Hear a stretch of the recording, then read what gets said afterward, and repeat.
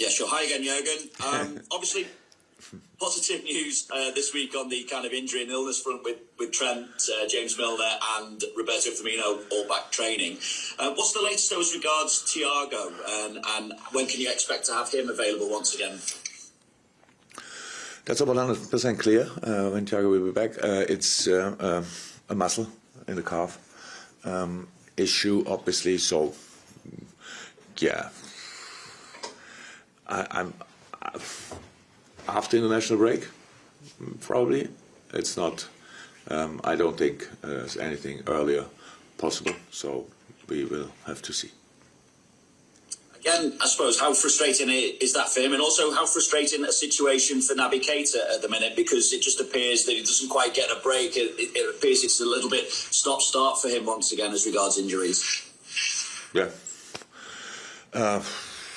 Nothing really serious, but keeps him out of the next game for sure, and maybe a little bit longer. We have to see there as well. It's nothing, with Naby especially, it's nothing serious, but it's obviously painful, and we have to see how we can deal with that. But it's of course not cool when the players say had a good preseason, could play a lot of games, and now being out. But that happens throughout the season. Hopefully, that when they come back, that's it now, and they can play the rest of the season. It would be extremely helpful. Thank you, Vinny. We go to Andy from the Premier League Productions. Morning, Jürgen. Morning. Just on the midweek game, I saw they've been dubbed Klopp's kids, the youngsters coming through. How impressed are you with these youngsters coming through the academy at the moment at Liverpool? Very, very. We had a great preseason, and lots of them were with us pretty much the whole time. Some of them, at least, some only for the first 3 weeks. But it gives you massive insight in their skill set, what they are doing, how they react to different situations, and we have obviously the boys, the coaches, and all the staff at the academy doing obviously really a brilliant job. I know managers have to say that always because it sounds like it's appropriate to say, but they do a brilliant job, and there are loads of real talents coming up, and so now 3 of them had a go against Norwich, and I think not only me, not only I was impressed, everybody was impressed how well they did, and especially the age group. So Kate is 16, which is playing an adult football game. You don't find now thousands of players who are ready to do that, and then the other 2 boys with 18 playing as mature as they played. That's really good for us, obviously, and good for them. And there's a lot to learn, a lot to improve, and a lot to come. But there's already a lot there, and I'm really happy about that. And just one on Brentford. How refreshing an addition do you think they've been to the Premier League so far? Absolutely great, and I watched the press conference of Thomas Frank, and it was like one of the most entertaining things I watched for the last few years. I will be honest, it's like half an hour talk about all the different players, all the really, it was really good, and but maybe we have to start with that. The football they play is incredible. The organisation they have is incredible. So Thomas, obviously, a brilliant job. Brentford is doing a brilliant job. How they recruit, how different they are, how much they show that even with lesser money, it's really possible to create something really special. It reminds me a lot on the time at Mainz when I was there, because we had no money. We had to be really creative on the transfer market, and there's a massive difference between the money Brentford has and Mainz at that time, but it shows it's still possible. And so I mean, I hear him talking, it's a nice situation. So like talking about, actually nobody expects us to get something from the game against Liverpool, but we have a chance. And yes, they have. Not only because it's football, no, because of the football they play. That's an incredibly well-drilled football team. And it's 3-5-2, what they play, or however they call it exactly. Everybody knows what to do. Everybody's ready to make the extra yard.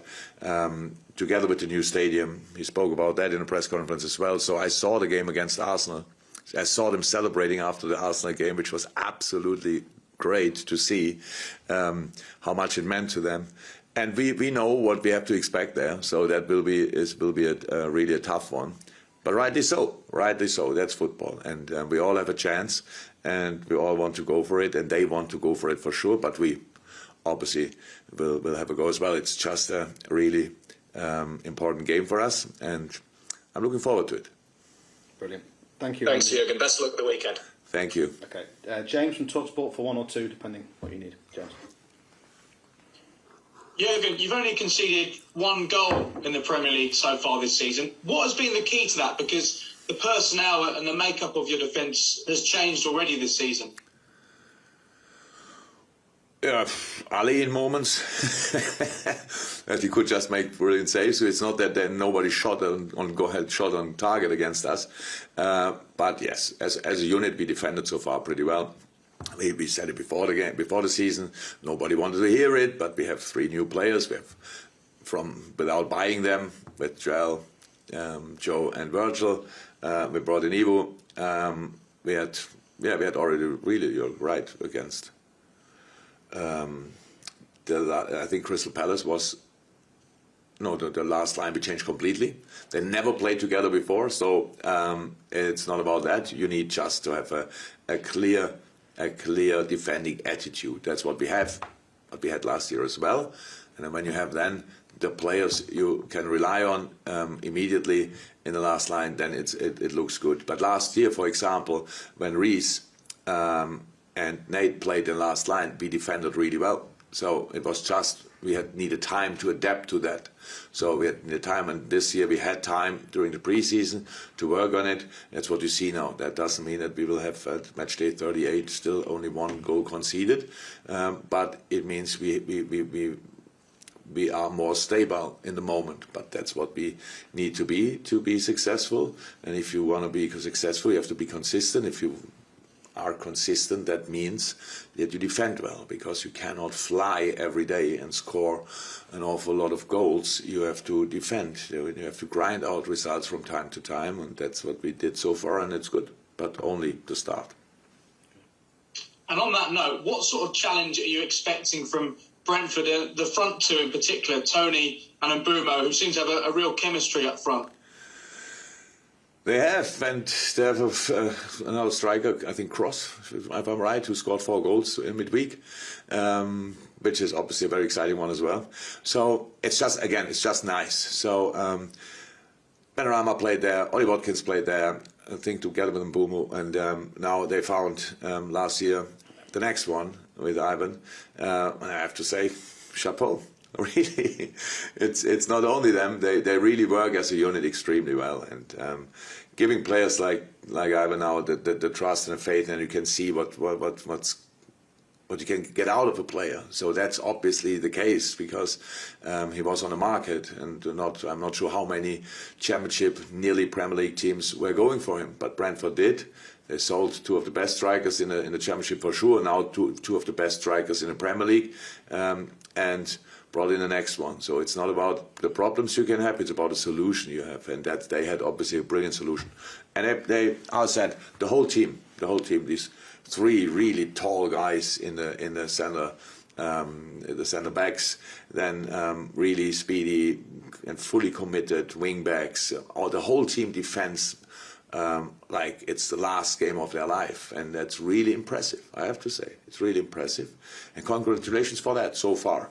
The start they had is good, is really good, and I'm pretty sure they are not satisfied yet. So it will be an interesting game, because 2 really lively, high intense teams will face each other, and the home team has the crowd in their back, and we have to make sure that we can calm the atmosphere a little bit down only for that day, because apart from that, I'm completely fine that they have the best season of their lives, because I really like what they do. Brilliant. And the final 2 questions of the open section before we go to embargo from Carl from BBC Merseyside. If we could have the hands up from the Daily guys now, I'll get a couple of you in. But Carl from the BBC to conclude this part. Hi Jürgen. Hi, Carl. On Taki Minamino, he struggled to get into the team in his first year. Do you think that loan at Southampton has really helped him to get the pace of football and has given him confidence, and we're seeing the benefits of that now? Everything helped Taki. Taki is really an outstanding talent. So it's you come from Asia, you go to Salzburg, you come from Salzburg, you go to Liverpool. Liverpool not in the best phase of their lives. It's not that we were flying all the time. So it is obviously it was part of or came in here when everything was difficult. We had no supporters in the stadium, all that stuff, and then you need to get used to the Premier League. That's how it is. And yes, it helped massively that he went to Southampton. Of course, he came back and was a complete different player. You can see that now. His finishes are really incredible in the moment. How he connects the game, how he drops in the right moment is a different package now, and was really helpful. And players need time. We just don't give them often enough. That's the problem. He used that time, so that's good. And 7 of your goals have been scored from corners already this season. Do set pieces take on extra importance when it is harder to break down the opposition at times?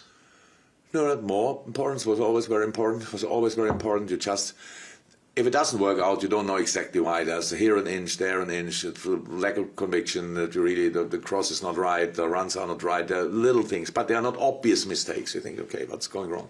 So then you have to change a few details, and then you can go again. So I think 2 years ago we were exceptional with set pieces.